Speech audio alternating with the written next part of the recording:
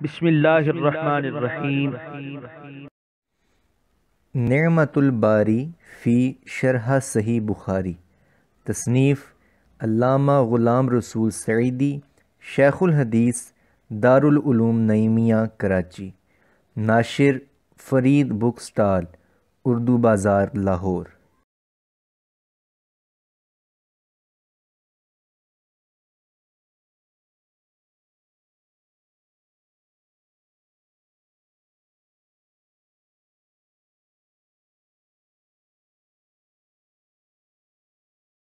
مکتبہ فکر دیوبند کی طرف سے کی جانے والی صحیح بخاری کی شروح۔ مکتبہ فکر دیوبند کی طرف سے کی جانے والی صحیح بخاری کی قابل ذکر متعدد شروح ہیں۔ ان میں فیض الباری عربی میں شرح ہے اور انوار الباری، کشف الباری اور انعام الباری اردو میں شروح ہیں۔ ہم سطور ذیل میں ان کا مختصر تعارف اور تبصرہ پیش کر رہے ہیں۔ فیض الباری، یہ شرح 4 جلدوں میں ہے اور علماء دیوبند کی طرف سے کی جانے والی شروح میں یہ واحد شرح ہے جو مکمل ہے۔ یہ شرح شیخ محمد انور کشمیری دیوبندی متوفہ 1352 ہجری نے عربی میں لکھوائی ہے۔ ان کے شاگرد شیخ محمد بدر عالم میرٹھی نے ان کی تقریرات کو جمع کیا ہے۔ یہ پہلی بار 1357 ہجری میں مطبع حجازی قاہرہ میں چھپی۔ اس کے بعد یہ ہندوستان اور پاکستان کے مختلف مطابع میں چھپتی رہی ہے۔ اس کی پہلی جلد کتاب التیمم پر محیط ہے، اس میں مفصل شرح ہے۔ دوسری جلد کتاب الصلاۃ سے کتاب الجنائز تک ہے، اس کی شرح میں اختصار ہے۔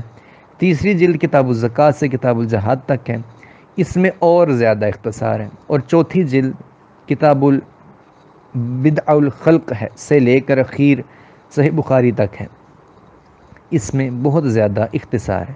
شیخ انور کشمیری نے اس شرح میں بانی دیوبند شیخ قاسم ننوتوی سے کھل کر اختلاف کیا ہے۔ امام بہقی نے حضرت ابن عباس سے یہ اثر روایت کیا ہے کہ اللہ تعالیٰ نے 7 زمینیں پیدا کی ہیں، ہر زمین میں ہمارے آدم کی طرح آدم ہے اور ہمارے نوح کی طرح نوح ہے، اور یہاں تک ذکر کیا کہ ہمارے سیدنا محمد علیہ السلام کی طرح محمد ہے۔ شیخ انور کشمیری لکھتے ہیں یہ اثر مرہ کی وجہ سے شاذ ہے، اور جو چیز نبی علیہ السلام سے قطعی طور پر ثابت ہو اس پر ایمان لانا واجب ہے اور اس کا انکار کفر ہے، اور جو چیز آپ سے ثابت نہ ہو اس کا تسلیم کرنا اور اس پر ایمان لانا ہم پر واجب نہیں ہے۔ اور ظاہر یہ ہے کہ اثر نبی علیہ السلام کا ارشاد نہیں ہے، لہٰذا اس کے شرح میں اپنے آپ کو تھکانا نہیں چاہیے۔ مولانا ننوتوی نے اس اثر کی شرح میں ایک رسالہ لکھا جس کا نام انہوں نے تحذیر الناس عن انکار اثر بن عباس رکھا ہے، اور اس میں یہ تحقیق کی ہے کہ خاتم النبیین ہونا اس کے منافی نہیں ہے کہ کسی اور زمین میں دوسرا خاتم ہو، جیسا کہ اثر ابن عباس میں ہے۔ اور مولانا ننوتوی کے کلام سے یہ ظاہر ہوتا ہے کہ ہر زمین کے لیے اسی طرح آسمان بھی ہے جس طرح ہماری زمین کے لیے آسمان ہے، اور قرآن مجید سے یہ ظاہر ہوتا ہے کہ تمام 7 آسمان صرف اسی زمین کے لیے ہیں۔ خلاصہ یہ ہے کہ جب حضرت ابن عباس کے اس اثر کے ساتھ ہماری نماز اور روزہ کا کوئی امر متعلق نہیں ہے تو اس اثر کی شرح کو چھوڑنا بہتر ہے۔ شیخ انور شاہ کشمیری کی شرح کی درج ذیل عبارت بہت خطرناک ہے۔ قرآن مجید میں تحریف معنوی بھی غیر قلیل ہے، اور میرے نزدیک تحقیق یہ ہے کہ قرآن مجید میں تحریف لفظی بھی ہے۔ یہ تحریف ان سے عمدن ہوئی ہے یا غلطی کی وجہ سے۔ ہمارے پاس دارالعلوم کراچی کا فتویٰ ہے جنہوں نے اس عبارت پر قائل کی تکفیر کر دی ہے۔ انوار الباری اردو شرح صحیح بخاری، یہ کتاب شیخ انور شاہ کشمیری کے شاگرد سید احمد رضا کی تالیف ہے، 7 مجلدات اور 19 اجزاء پر مشتمل ہے۔ جز اول محدثین الفقہاء احناف کے تعارف پر مشتمل ہے، اور جز ثانی میں محدثین الفقہاء احناف کے علاوہ اکابر علماء دیوبند کا تعارف ہے۔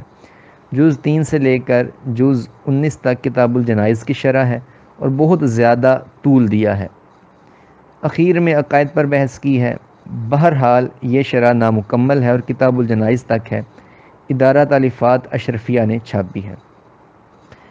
کشف الباری عما فی صحیح البخاری، اس کتاب کی اب تک 9 جلدیں چھپی ہیں، اور یہ ہنوز نامکمل ہے۔ اس کے مصنف شیخ سلیم اللہ خان ابھی بقید حیات ہیں۔ جلد اول میں مقدمہ ہے اور اکابر علماء دیوبند کا تعارف ہے۔ صفحہ 207 سے بدع الوحی کی حدیث کی شرح ہے۔ اس جلد میں باب البدع الوحی کی 7 احادیث کی شرح صفحہ 207 سے 555 تک ہے۔ اس کے بعد کتاب الایمان شروع ہے۔ اس جلد میں کل 12 حدیث کی شرح کی گئی ہے اور بہت زیادہ طول دیا ہے۔ جلد ثانی بھی کتاب الایمان کی شرح میں ہے۔ اس میں حدیث 58 کی شرح آ گئی ہے۔ جلد ثالث کتاب العلم میں ہے اور اس میں حدیث 97 تک کی شرح آ گئی ہے۔ پھر انہوں نے کتاب العلم کو نامکمل چھوڑ دیا ہے۔ اس کے بعد جلد رابع کتاب الجہاد والسیر سے شروع کی ہے اور درمیان میں کتاب الوضو، کتاب الصلاۃ، کتاب الزکاۃ، کتاب الحج، کتاب الصیام اور کتاب البیوع وغیرہ عبادات اور معاملات کے تمام اہم مباحث چھوڑ دیے ہیں۔ اس جلد میں حدیث 2630 سے حدیث 2777 تک کی شرح کی گئی ہے۔ کتاب الجہاد والسیر بھی نامکمل ہے۔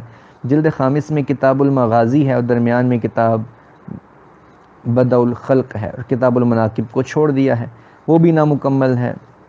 جلد سادس میں کتاب التفسیر ہے۔ جلد سابع فضائل قرآن، کتاب النکاح اور کتاب الطلاق میں ہے۔ جلد ثامن النفقات، الاطعمہ، العقیقہ، الذبح والصید، الضاحی، الاشربہ، المردی اور الطب میں ہے اور جلد تاسع الطب، اللباس اور ادب میں ہے۔ انہوں نے لکھا ہے۔ اس کے بعد 10ویں جلد کتاب الاستیزان سے شروع ہو گئی، صفحہ نمبر 108۔ شیخ سلیم اللہ خان کا ابتدائی 4 جلدوں میں اسلوب یہ ہے کہ صحیح بخاری کی سند کے رجال کے تعارف میں تہذیب الکمال، تہذیب الاسماء واللغات اور دیگر کتب اسماء و رجال سے انہیں جو کچھ ملا وہ لکھ دیا ہے۔ شرح ابن بطال، فتح الباری اور عمدۃ القاری سے استفادہ کیا ہے اور ہر بات کا حوالہ دیا ہے۔ ان 4 جلدوں میں بہت زیادہ طوالت ہے، جس کی وجہ سے حدیث کے اساتذہ اور طلباء بھی اکتاہٹ کا شکار ہوں گے۔ عام اردو قارئین کے استفادہ کے لیے اس میں کچھ نہیں ہے۔ زیادہ تر علمی اصطلاحات کو استعمال کیا گیا ہے۔ زبان سہل اور رواں نہیں ہے۔ ہر جلد تقریباً 800 صفحات کی ہے۔ آخری 5 جلدوں میں انہوں نے اسماء و رجال کے ابحاث کو لانا چھوڑ دیا ہے اور اعتدال کی راہ اختیار کر لی ہے۔ دیوبندی بریلوی مختلف ہی مسائل میں ان کا انداز غیر سنجیدہ، غیر منصفانہ اور جارحانہ ہے۔ انعام الباری دروس بخاری شریف، اس کے بھی تک 4 جلدیں چھپی ہیں اور اس کے مصنف شیخ محمد تقی عثمانی بقید حیات ہیں۔ پہلی جلد میں مبسوط مقدمہ کے علاوہ بدع الوحی اور کتاب الایمان کی شرح ہے۔